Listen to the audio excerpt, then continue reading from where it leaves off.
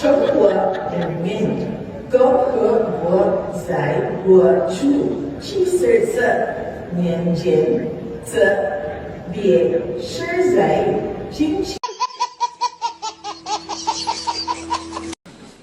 Ladies and gentlemen, the Quad Committee has started to uncover a grand criminal enterprise, and it would seem that at the center of it is the former president. What? What the f***? Napakasakit po nito dahil tayo pong lahat ay nabudol.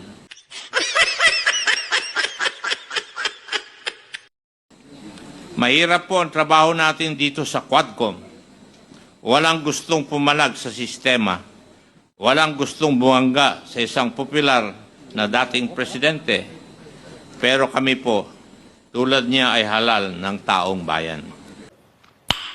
Nice. Kaya ipagpapatuloy po natin ang ating inquiry at sisiguraduhin po naming ayusin ang ating mga batas upang masiguro na hindi na mauulit ang mga kaganapang ating natuklasan. Tagal ako pumapatay ng tao hanggang ngayon hindi pa sila nakapahal ng kaso.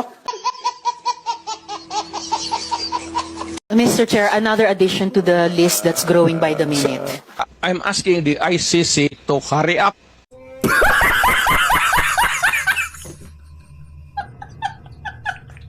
And if possible, they can come here and start the investigation tomorrow.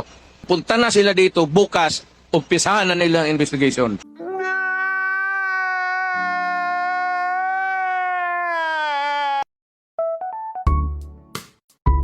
What is the crime that I committed? Show to me now the legal basis for my being here. Tatawagin kita sa witness stand.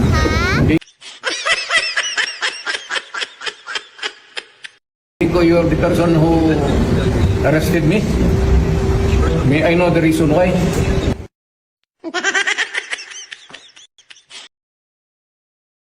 By June or July. Go ahead, make my day, Mr. Trillanes! Biyan mo! Sige ka lang ngak dyan ng ICC. Eh, sumama ka pa! Mag-serve ng warrant! Wow! Sumama ka! Ikaw mismo magpusa sa akin!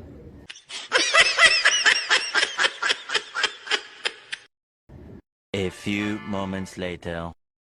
Okay.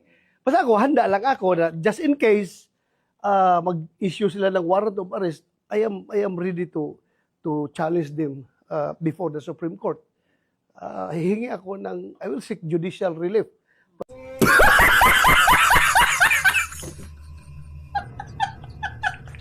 From Supreme Court, if indeed, itong ICC ba talaga ay mayroong jurisdiction sa ating bansa?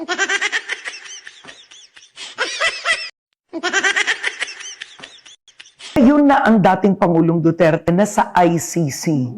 Does he deserve that? Ang tingin ko, yung dokumento na linabas sa amin ng Supreme Court Chief Justice ako, pinakinggan namin yun eh. Yung Oplan double barrel and yung high value targets, etc. At gina-justify ni, at that time, General Bato de la Rosa, now Senator. At sinasabi niya na hindi naman daw ganon kasama, no? As the journalist, kasi journalist talaga nag-a-unveil, no? We're making it out to be. Dun sa interpellation, it was obvious that they were trying to create a layer of cover-ups. So pag nagko-cover up ka, talagang ibig sabihin may krimen. So ang tanong, did those crimes constitute crimes against humanity? They did, Karen. And when I read further, after na ito, no, the proceedings, the report of Michelle Bachelet, the former president of Chile, who was appointed to be the UN rapporteur for the EJK complaint in the Philippines. Yung findings doon, consistent dun sa mga nakita rin namin sa records at yung mga testimony na natanggap namin sa Supreme Court. Consistent din ito dun sa nabasa kong affidavits ng mga testigo sa ICC, which are publicly available, no?